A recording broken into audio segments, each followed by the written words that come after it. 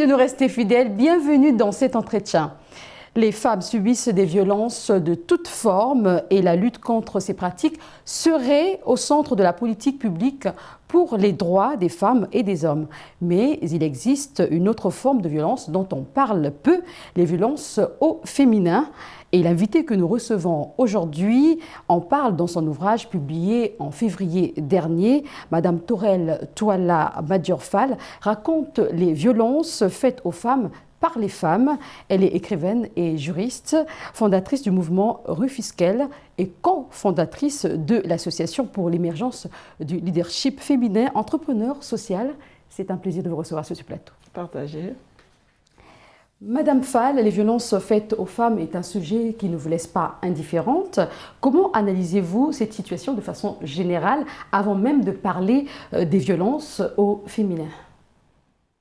C'est vrai que déjà merci pour votre invitation. J'ai été particulièrement touchée par cet appel. Alors, pour parler de violence à proprement dit, il faudrait évidemment, de nos jours, on ne pourrait plus être indifférent à ce fléau, ou dire les choses simplement comme ça. Les violences aujourd'hui, c'est vrai, connaissent une intensification réelle qu'il ne faudrait pas évidemment ignorer. C'est vrai qu'on parle de violences faites aux femmes, c'est vrai, mais il y a différentes formes et sortes de violences qu'on pourrait éventuellement relever. Bon, l'intensification est certainement due peut-être, on dirait peut-être à la pauvreté, pourquoi pas aussi, je pense, à mon sens aussi, aux différents statuts, c'est-à-dire aussi, il y a aussi, je pense que pendant longtemps, les femmes ont connu aussi ce qu'on appelle la déscolarisation et la non-scolarisation, ce qui a peut-être aussi retardé, notamment dans nos pays aussi, leur autonomisation. En Afrique du Sud, par exemple, les viols et les meurtres ont augmenté de 60%. D'autres pays africains ne sont pas en marge de cette réalité. Pourquoi cette situation perdure, selon vous ? À mon sens, ça perdure, comme je le disais tantôt, il y a certainement aussi déjà le contexte socioculturel, sociopolitique aussi. Au-delà même, on constate même dans les pays, comme vous dites, l'Afrique du Sud, qui sont un peu plus développés d'ailleurs que les nôtres. Et pourtant, on relève aussi de toute façon une intensification de ces différentes formes de violence, notamment en Afrique du Sud, on parle beaucoup de féminicide, mais vous avez dû constater aujourd'hui que le temps est donné. Il y a beaucoup de manifestations, ça en parle beaucoup. On a aussi la chance aujourd'hui d'avoir les réseaux sociaux qui se sont bien développés, qui informent au quotidien un peu de ce qui se passe. C'est vrai que pendant longtemps, il fallait attendre qu'un drame spectaculaire se produise pour qu'on puisse en parler. Mais aujourd'hui, vous constatez par exemple, au Sénégal, avec ce qui s'est passé d'ailleurs il y a quelques jours à Louga, le président a pris des sanctions aujourd'hui qui, je pense, vont donner le temps désormais pour que de plus en plus on puisse commencer à penser peut-être au recul de ces différentes formes de violence. Vous avez publié en février dernier votre ouvrage intitulé « Violence au féminin ». Le titre est certes révélateur, mais de quoi parle concrètement cette œuvre ? Alors, violence au féminin, pourquoi d'abord violence au féminin ? C'était une façon d'attirer l'attention au grand public, aux lecteurs notamment, sur le fait que les violences n'étaient pas que conjugales, n'étaient pas que faites aux femmes. Les violences sont au féminin. Au féminin, pourquoi ? Parce qu'aujourd'hui, même les personnes nées et vivant avec des handicaps subissent des violences. On parle des minorités visibles, notamment les albinos et beaucoup d'autres formes de violence. Il y a aussi ce qu'on appelle aussi, nous sommes aussi dans des sociétés patriarcales. Et donc, même dans le milieu, dans l'environnement culturel, social, les gens subissent des violences au quotidien. Il y a aussi notamment ce qu'on appelle, c'est ce que je disais tantôt, la déscolarisation, aujourd'hui, qui est une forme aussi de violence.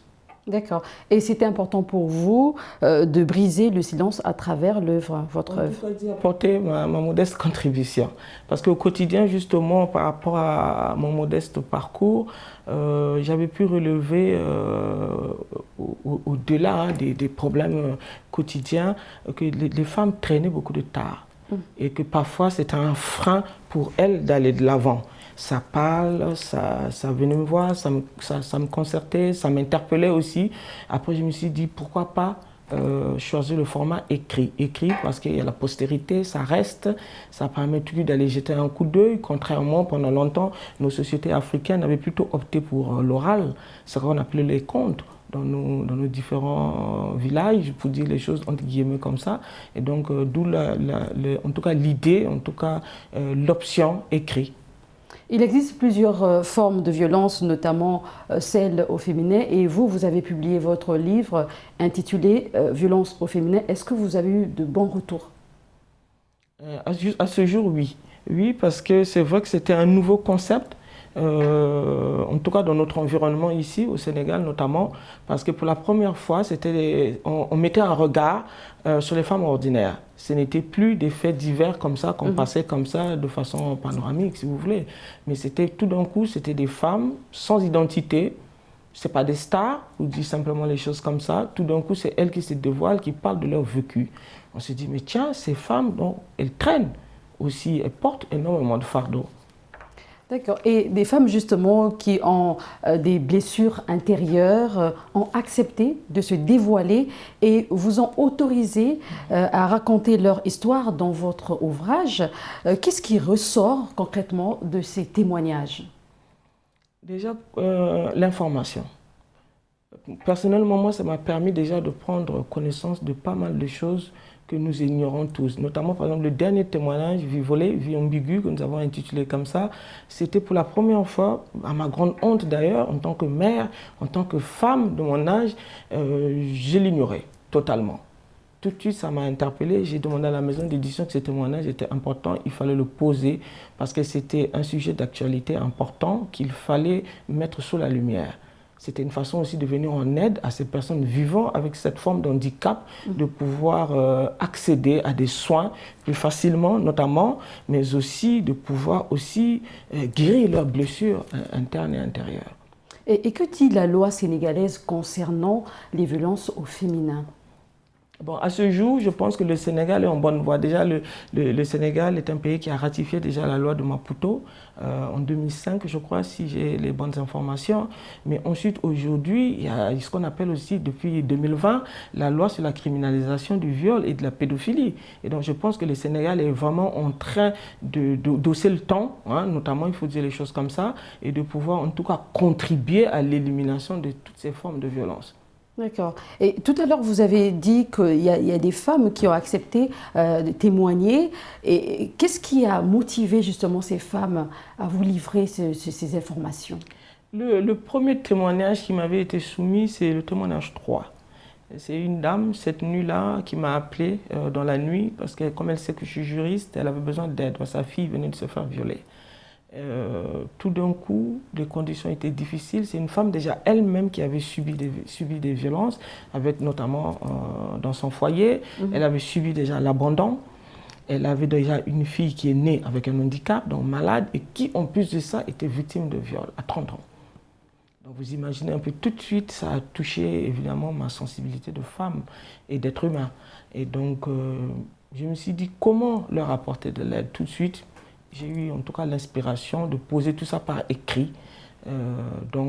Et ensuite, après, les autres ont appris ça. Donc, au niveau de l'association, on en parlait.